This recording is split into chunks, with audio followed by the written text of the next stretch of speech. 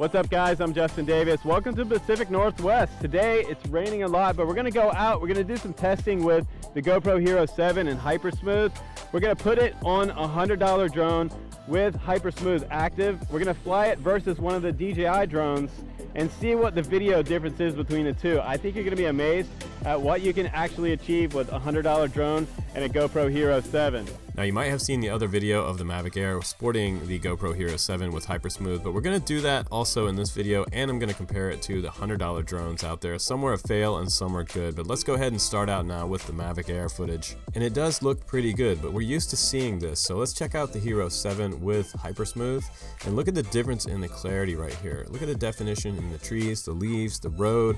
All the colors seem to pop just a little bit better, and there hasn't been any change in post or editing to sweeten the colors up or the saturation or anything. I left everything completely stock right here. So let's jump back to the DJI Mavic Air footage.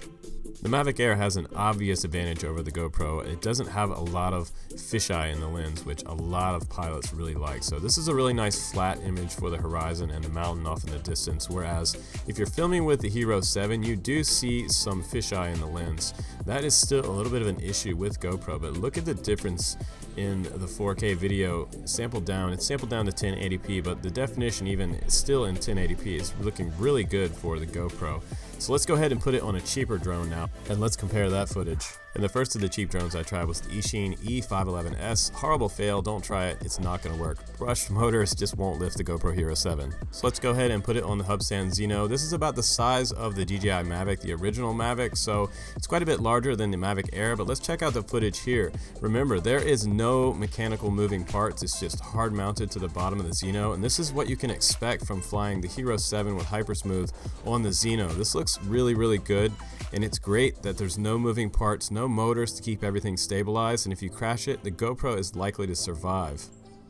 So now we're going to switch over to my friends over at Seafly. They released something called the Smart. It has brushless motors, GPS return to home, actually has dual GPS on this one as well, and 1080p video, but now you're looking at what the Smart can do with a GoPro Hero7 with Hypersmooth, and just a little turn there to show you guys what the yaw looks like. It's going to be a little bit like an airplane in the turns, but I think the straight ahead shots are where the money shots are. If you already own one of these drones, just get a GoPro Hero7 and you'll get amazing footage. If you're doing these straight ahead cinema shots, you're going to get something just as good as any of the DJI drones out there, maybe even a little bit better in my opinion, and actually something that you don't have to worry about crashing a $1,000 drone.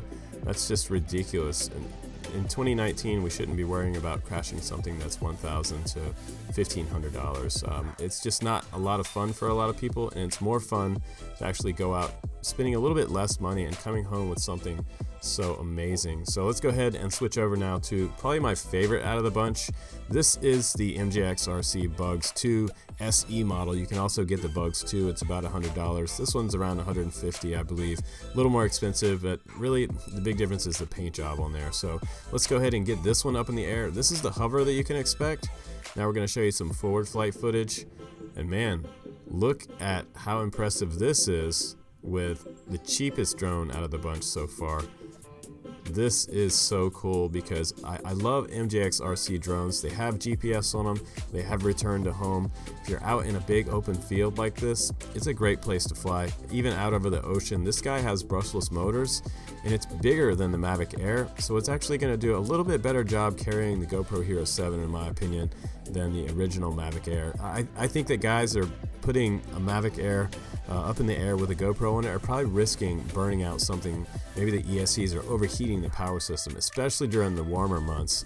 You have a real possibility and capability of actually crashing the Mavic Air. So be very careful putting any type of Hero on a Mavic Air. It can be disastrous. But if this one drops out of the air, I'm not out of $800 or $500 even. The GoPro is very likely to survive any crash on any of the cheaper drones. But we're at a point now, you guys, in 2019 where it's really exciting because we're moving into a territory where we're moving away from mechanical gimbals, and I've been wanting to be able to do something like this for a long time.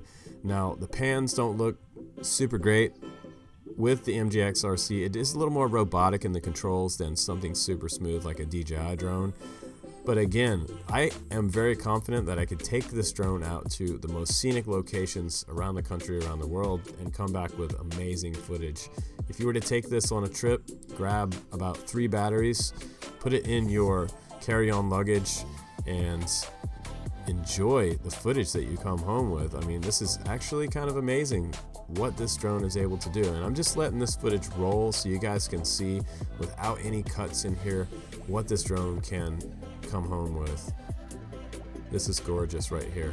I'm flying out over these little estuaries. And I'm not a big fan of the way it looks when I do turn. I don't get that same flat turn, that nice pan. If you go up a lot higher, you can also experiment with your camera angle. You can point it straight down to the ground with that hard mount setup that I have, just using the GoPro components. You can also point it straight ahead, but it's up to you. Get one of the cheaper drones, experiment with a Hero7, and I think you guys are going to come home with some pretty surprising results. I came home with footage that I was really happy with, and I've been flying drones and I've been flying aerial photography aircraft for over 10 years now.